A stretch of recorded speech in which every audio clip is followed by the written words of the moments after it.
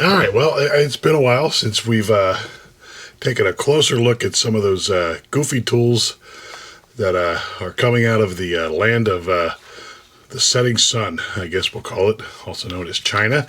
We're going to do two today, and both of these, this is a 1/4-inch hex drive adapter, 2 1/2-inch to use on your 1/2-inch impact, and this is a 3/8 keyless chuck, 1/2-inch impact, again to use on your 1/2-inch impact. And yeah, I've featured these a few times on my in my short videos. A few people wanted me to take a closer look at them. I'm kind of curious myself. I always thought they were kind of goofy, and we'll get into that later. But yeah, so let's take a closer look at them. The 1/4-inch driver, basically, kind of goes on like that. The old in the hand feels pretty good. It's got a nice little spring in there. These things were pretty cheap too. I think less than $15 each. And then you just put your 1/4-inch bit in there. I don't know if I like how loose that is, but it seems all right. And then we got the old 3/8 drill here. Now this guy, just working it here, you can kind of hear, hopefully you can kind of hear that. It feels like the cheapest Amazon drill you can buy, Black & Decker, you know, special. This is screwing off for some reason. Oh, well, they didn't say any assembly required, so I guess I'll have to put that together before we test it. And yeah, I mean, that's basically it for those. All right, so what we're going to do for testing here, I'm going to be using my DeWalt high impact. It's DCF 899 1/2-inch impact. It's a high impact. They actually replace this, I think, with the DCF 900. It's a monster compared to this one, but it's what I got. You'd probably be better off doing this comparisons with a mid-torque 1/2-inch drive. I mean, impact, but it's what I got, so that's what we're going to use. This thing weighs 6 pounds, 2.7 kilos, give or take. We're rounding off here. Driver, DCF 809, 1/4-inch driver. This is kind of a middle-of-the-road type driver. 2,800 RPMs, 2 pounds. And then we got the old-school DeWalt brushed drill, 3/8 keyless chuck, 1,800 RPMs, 3 pounds, 1.2 kilos. So I'm sure some people will mention it. They do make 1/2-inch impacts with 1/4-inch driver adapters in the front of them. If Torque Test Channel has taught me anything, those things are all gutless anyway. So take that for what it is. Before we get into testing, some of my concerns, I mean, it seems pretty obvious, but some of my concerns with using a 1/2-inch impact to do the job of a 3/8 drill or a 1/4-inch driver is just the power of this thing compared to the power of the, I mean, even this thing, which is kind of not that powerful. I mean, it's good enough for what I use it for, but compared to other ones, this one isn't really necessarily that powerful. And yeah, I mean, you drive it in a like a self-tapper, something like that with this thing, and you know, you come down to the bottom, and whereas to this would just hammer out, you wouldn't have any problems with it. You got all this rotating mass here, and then that hammer hits that anvil, and then, you know, you snap the head off of it, which they've actually done in a couple of those videos. I don't know if it was on purpose to show how powerful it was, or if it was just an accident and they didn't edit it. They're not good. They're not much for editing. And pretty much the same concern for this, replacing it as a drill. Regular drills for drilling out steel. They don't really like to get, I mean, they do make impact rated drills, but just a standard old drill doesn't really like to get impacted too much. And I'd be worried about snapping drills off. So we're gonna see how all that works, and yeah, head out to the van.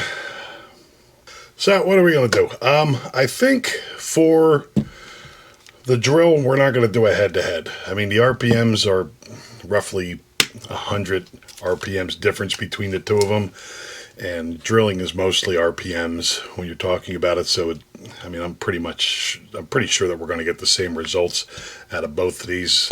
This might be a little quicker because it spins a little faster, but it'd just be a waste of time to do a head-to-head comparison with these. With the 1/4 inch, we will do a head-to-head because there's a big difference, almost 1,000 RPMs difference between this guy and this guy. This one being the faster one, and yeah, that's what we'll do. We'll put some middle of the road stuff, nothing to see. I mean, these are obviously DIY style tools that a DIY guy would buy, I would assume. So we'll do middle of the road stuff. We don't really need to really prove anything with these. We're just kind of trying to see the functionality of them. So we'll put some screws in the wood and metal. We'll get maybe hole saws and paddle drills and wood drills and see how that stuff goes. And then, yeah, come back in here and we'll give our final thoughts on the whole situation. So let's do that. All right, so let's start off with a 5/16 drill bit. I guess that's probably close to 10 millimeter into some 5/8 steel plate here. One thing I didn't really think about before, but a little wobble there doesn't really inspire precision. So yeah, let's see if we can punch a hole in this. And it's a fairly decent drill bit there, so don't have too much mileage on it. This stuff's awesome. Tap magic. Alright, high speed, 4 amp hour battery, fully charged.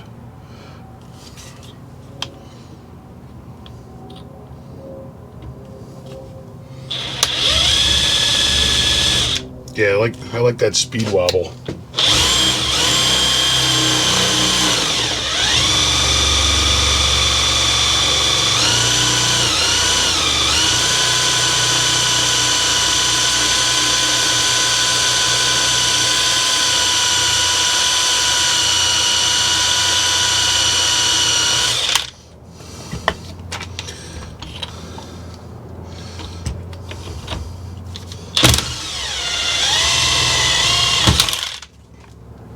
Well, I guess that kind of worked.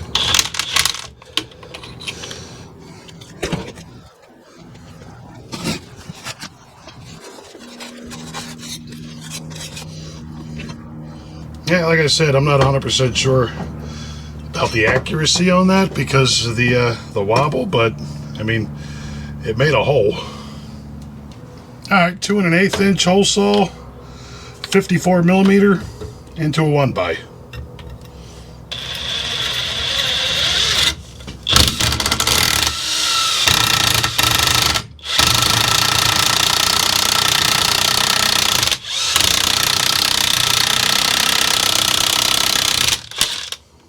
Yeah, it doesn't like that at all.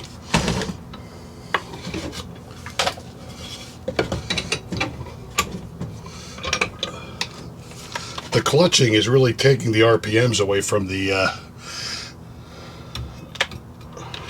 drilling action.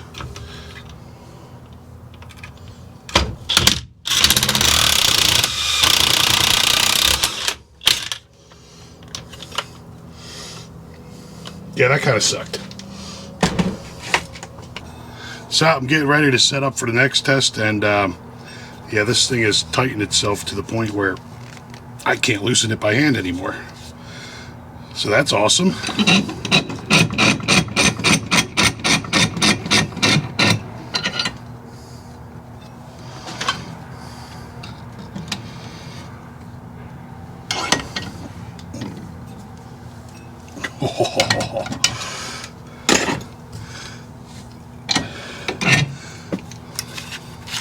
Well, I don't think we broke it. All right, 1 inch, 24 millimeter paddle. or drill bit, whatever the hell you call these things. This, I think we're going to experience more of the impacting problems that we had with the hole saw.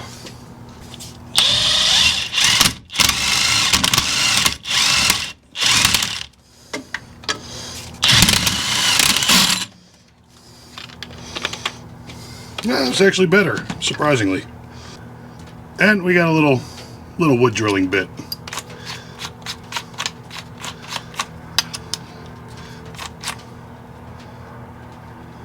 Three-eighths.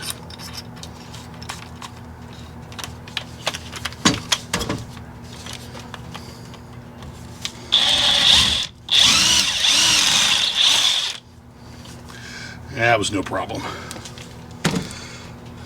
Alright, let's do the driver stuff. I think we've seen enough with the drill there.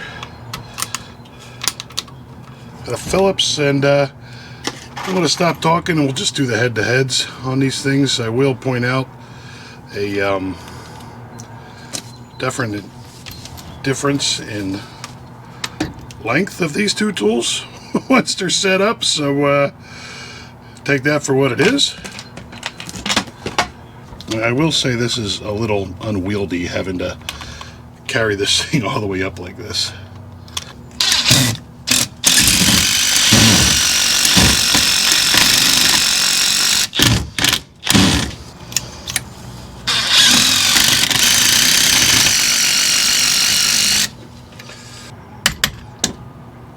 And now this bit adapter is jammed in this chuck.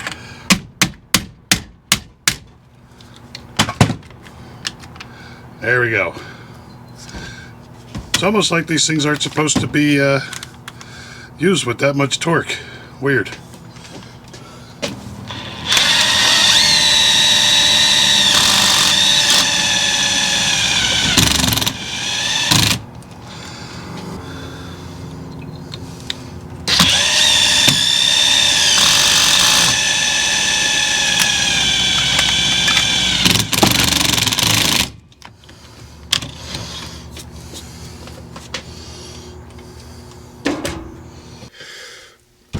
All right, so the testing has been done. We'll start off with the drilling aspect of this thing right here. One thing that I didn't think would be a problem, but it kind of makes sense now that I did it, is this thing just completely over torquing when I put the hole saw on it, and the reason being is because it was impacting as it was going in, which I said earlier. That's just going to cut down the RPMs of it, and as it's impacting, this part which tightens the chuck is slowly tightening as this part isn't moving, and yeah, it got tighter than hell, and I had to put channel locks on it and put it in my vise to get the hole saw out. Another problem with the drilling part of it is once you get the drill onto it and everything's sitting out here, it's good and wobbly. Maybe for woodwork, if you're not doing anything too precise, or even for metalwork, if you're not doing anything too precise, you could probably get away with it. If you're doing something like drilling holes to tap something out, or trying to drill a bolt out for that matter, yeah, that's going to be a problem.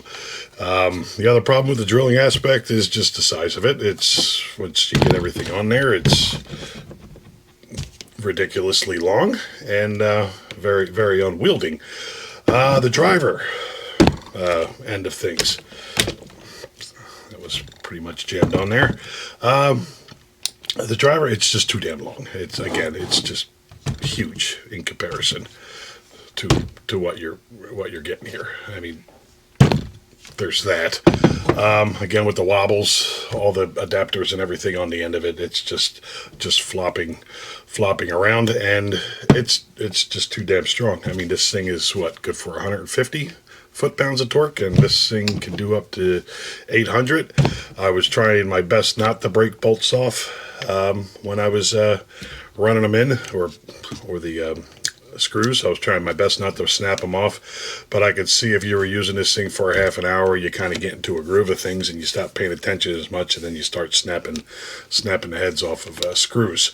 I will say, if I was using this to put in, you know, a box of deck screws, at the end of the day, your shoulder is going to be hurting pretty bad because, like I said, this is 6 pounds, I think, is what we said. This is 3 pounds, and this is a little over 1 pound. So, yeah, it's almost like they make different tools for different purposes. And yeah, I wouldn't want to run this for more than just a couple of screws, especially, you know, bent over, big old battery on the end of it. Yeah, that would definitely not be a fun day. So let's say we're going to be generous, and we'll say what would these tools be good for? And I was trying to think my best of a charitable reason to buy these, and the only thing I can think of is maybe you're, you know, doing something where you're trying to save weight and trying to save room. I don't know, packing out to like build a hunting cabin in the woods, and you need a 1/2 inch for some lags, and you need a driver for some screws, and you need a drill because everyone always needs a drill. So you pack these in there with your 1/2 inch impact and a bunch of batteries, and then you're saving a little bit of space. The only problem is this is a piece of crap, and it'll fall apart at some point in time. This I'm not too impressed with either. Once you start impacting on it, as you saw in the video, this guy got jammed on there, and I had to manhandle it off. Yeah, so I mean, like I said, that's probably the most generous reason I could see to own this stuff. I mean, again, I think these are going, you get them on sale, 2 batteries, a charger, a driver, and a screwdriver. A driver and a drill for like $150 at the big box stores, depending on which ones you get. I think even, I mean, DIY, you could probably even get a like a Ryobi for less than that. Catch them on sale. Yeah, and that's the goofy thing with these is it's just most people I know that are DIY types, they start off with these. And they're cheap, and that's why, you know, you need a drill. You see this sitting there, you know, you get the drill and the driver, and the next thing you know, you're